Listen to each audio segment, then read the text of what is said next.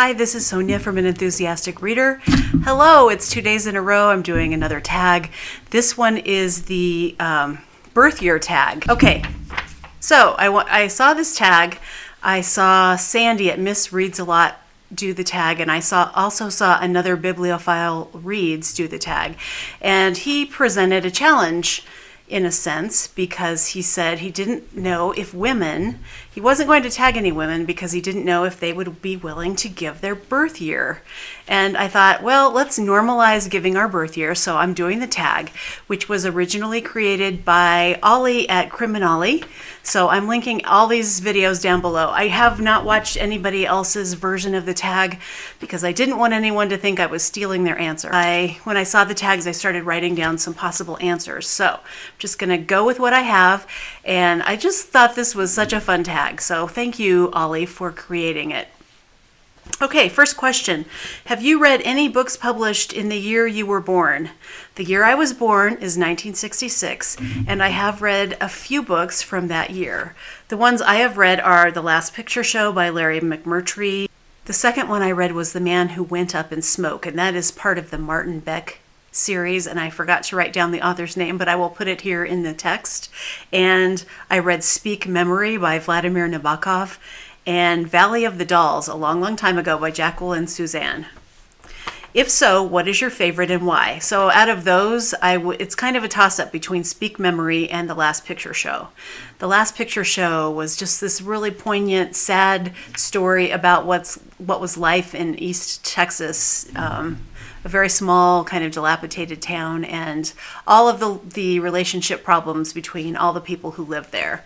And I also saw the movie, and it was fantastic. So I have a really good memory of reading that book. And Speak Memory is one of the best memoirs I ever read. Nabokov talks about his childhood, and it is romanticized to a certain degree, but the writing really, really pulls it off. So I thought I'd read a tiny excerpt from it. I have it right here. This is just a random paragraph I'm reading from. Initially, I was unaware that time, so boundless at first blush, was a prison. In probing my childhood, which is the next best thing to probing one's eternity, I see the awakening of consciousness as a series of spaced flashes, with the intervals between them gradually diminishing until bright blocks of perception are formed, affording memory a slippery hold. I had learned numbers and speech more or less simultaneously at a very early date, but the inner knowledge that I was I and that my parents were my parents seemed to have been established only later, when it was directly associated with my discovering their age in relation to mine. Judging by the strong sunlight that, when I think of that revelation, immediately invades my memory with lobed sunflecks through overlapping patterns of greenery, the occasion may have been my mother's birthday in late summer, in the country, and I had asked questions and had assessed the answers I received.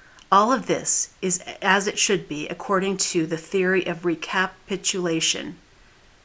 The beginning of reflexive consciousness in the brain of our remotest ancestor must surely have coincided with the dawning of the sense of time. And one of Nabokov's key themes that he writes about in almost every book and every story is about time and how it affects the way we think and the way we perceive and how we place ourselves where we are and what parts of us still linger in the past. So I love Nabokov.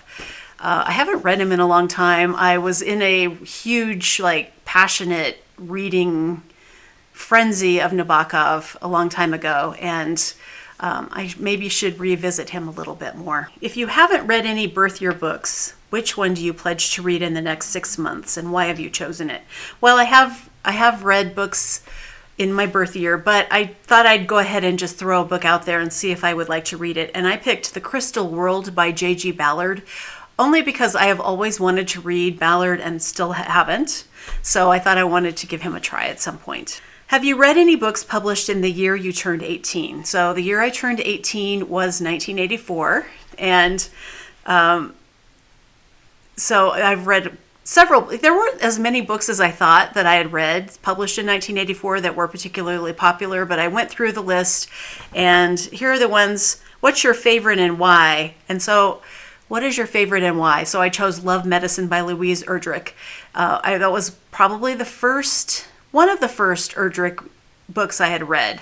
I think I read The Beat Queen before that, but that was a book you could get at the grocery store, and I remember we brought it home from the store, and that's kind of how we acquired the books that we read.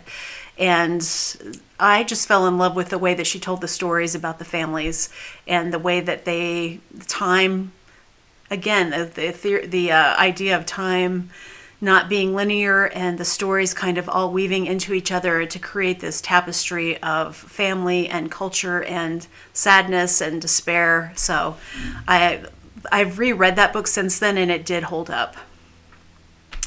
Other books that I read that were published in 1984 are Thinner by Richard Bachman, which was the pseudonym of Stephen King, The House on Mango Street by Sandra Cisneros, Cold Sassy Tree by Olive Ann Burns. I don't know if anybody has read that, but that was a really popular book at the time.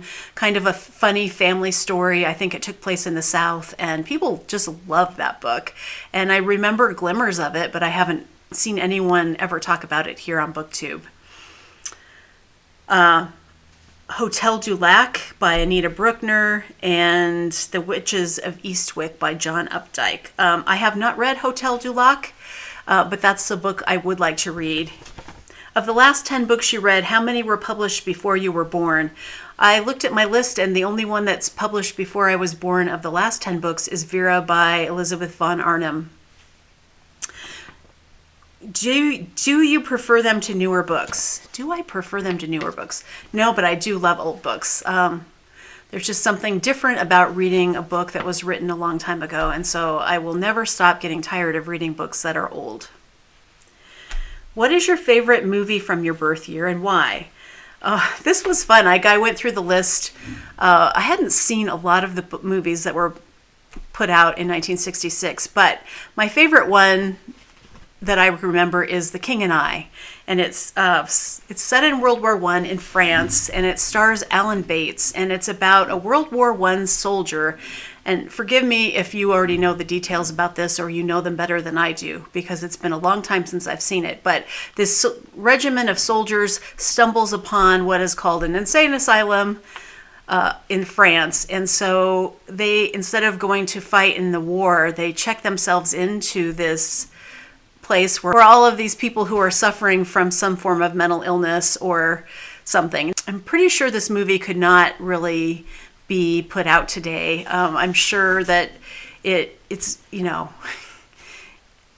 how do I want to put this? I don't think that it probably treated people who are mentally ill with a lot of respect, although I do recall that you did kind of get to know these people, and they have this passionate fun because their nurses aren't there anymore or something, so they're kind of given some freedom. I don't remember all of the details, but there was a lot of exuberance and joy, and one of the reasons that it means so much to me is that every time it would come to town, it came to town paired with Harold and Maude, which is one of my all-time favorite movies from when I was a kid and even to today. So those movies go together to me, and Harold and Maude, if you haven't seen it, is a movie that could never be made today probably either. It's about a 17-year-old boy and a 79-year-old woman who have an affair, a deep love affair. They fall deeply in love, and Harold, the 17-year-old, is very troubled. He's from a very, very wealthy family, and his mother really wants him to get married. He's, just turning 18, and he is kind of defying the conventions of this family. They live in this stone mansion, and they have all these very fancy cars. He is doing everything he can to defy the expectations of his parents. So I think in this supreme act of rebellion, he falls in love with Maude, who is played by Ruth Gordon. And so this movie didn't come out in the year of my birth, but it's all tied up deeply into my childhood memories. Another favorite movie, or another movie I saw at least and liked, was Who's Afraid of Virginia Woolf with Elizabeth Taylor and Richard Burton. What is your favorite movie from the year you turned 18 and why? I don't know if I have a favorite movie, but here are some of the movies that came out in 1984 that I did see and have seen probably more than once. Ghostbusters, Paris, Texas, That was Harry Dean Stanton. Amadeus, All of Me with Lily Tomlin and Steve Martin. That's a great slapstick crazy comedy. And Purple Rain by Prince. So I remember my friends and I going to see Purple Rain in the theater when it first came out, and everything about Prince was great. Okay, that's the whole tag. So if you are willing to give your birth year and some of the answer, and want to answer any of these questions, I encourage you to do the tag. Thank you so much for watching, and I will see you in the next video. Bye.